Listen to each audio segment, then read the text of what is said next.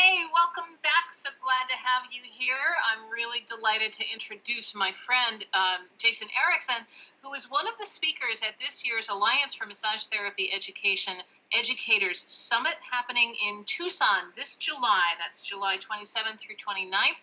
Wanted to remind you that there's a great pre-conference meeting on the 26th and a wonderful post-conference meeting on the 30th. But the main part of the meeting will be the 27th through 29th of July. And one of our highlighted speakers will be Jason Erickson, who, if you spend any time in the massage therapy groups anywhere on Facebook, you will be familiar with this man's smiling face. So Jason has been moderating social media sites since 1998.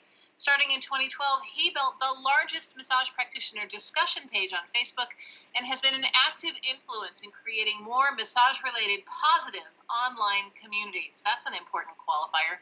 He teaches continuing education classes and can be reached at jasoneseminars@gmail.com.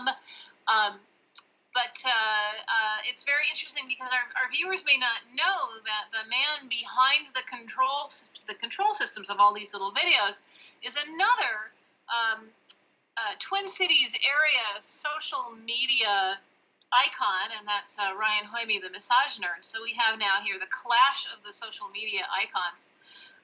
Jason, would you please say a little bit about your topic and why you feel it's really important for people who are attending the meeting to be there? Sure. I guess the first thing is that I have to say that Ryan Hoyme is one of my heroes. Too. And I've had and he's actually in my hometown of Rochester, Minnesota. So I just find it remarkable that I never bumped into him when all those years that I was down there. But social media is one of those things that I think Ryan also kind of pioneered. A massage positive social media with his website and so forth. And it's so vital these days because everybody's on Instagram, Facebook, LinkedIn, whatever it is, and practitioners, students, educators, and all kinds of other health and fitness professions that we interact with are all participating in various discussions. And there's just it's not realistic that this is going to stop anytime soon. Yeah. And so how, if people are going to be participating in it, how can it be a positive thing, both for themselves and for the profession as a whole? And one of the things I've noticed in my years moderating discussions on various websites, and particularly in massage therapy and personal training related websites, is that there are some folks that really benefit tremendously from their participation. But then I have also seen some people that don't understand how this can be a benefit to them and don't use it the way that they could. And I would really like to see more people really benefit from it. So when you say benefit, I'd like you to do two things in the short time that we have together. One is to say what exactly you mean by benefit from, and then the other thing is you put this qualifier positive massage therapy communications, and I'd like you to maybe give us a sentence or two about what that means to you in any Sure. order. Well, for one thing, I see some people participating in. I'm going to talk just for a moment about negative experiences. And one of the things that I've seen is that I see, people that have different perspectives, different educational backgrounds, just different ways of thinking come together and encounter each other in an online format, especially if people are not familiar with each other. People tend to forget that this is a real person on the other side of the discussion. And so, and some people, they just don't enter an online discussion with the intent to do anything other than to harass other people.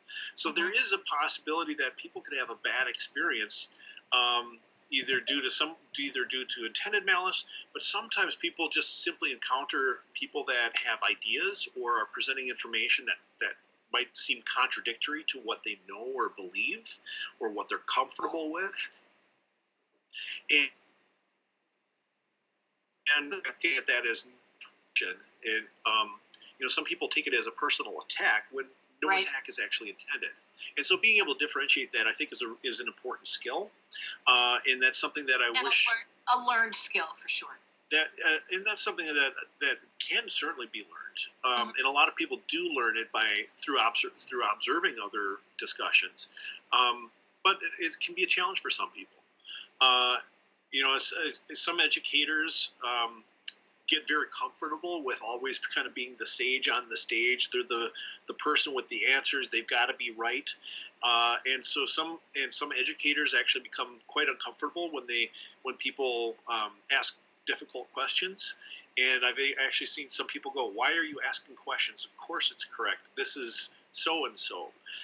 But really, we're all shuts people. down We're all shuts down possibly good in discussions. Yeah. well, sure. Oh, Ruth, I love you to death, but even you can make a mistake once in a while. So, yeah. I know I Really? make mistakes, so it doesn't.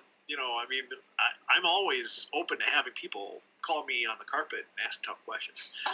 But the thing is that my career has been dramatically altered in my participation in social media. That's how I was introduced to things like pain science and some of the other things that I'm now known for. Just the fact that I'm giving this presentation, I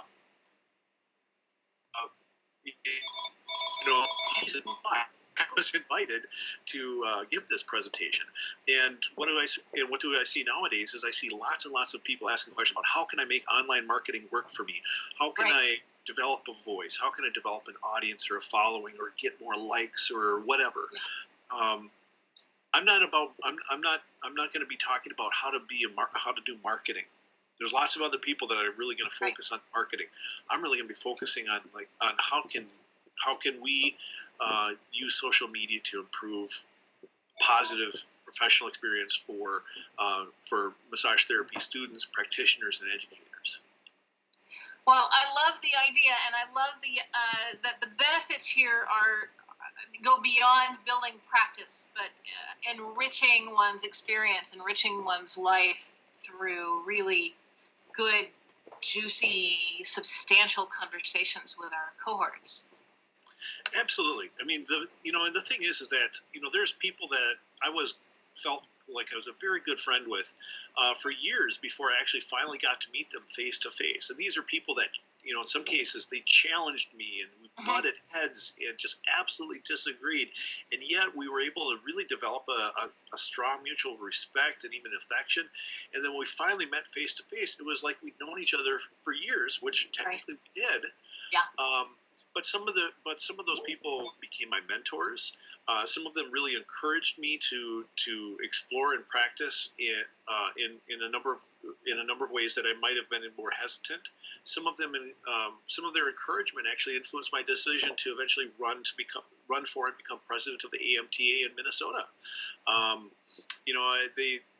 Some of them developed their appreciation for me.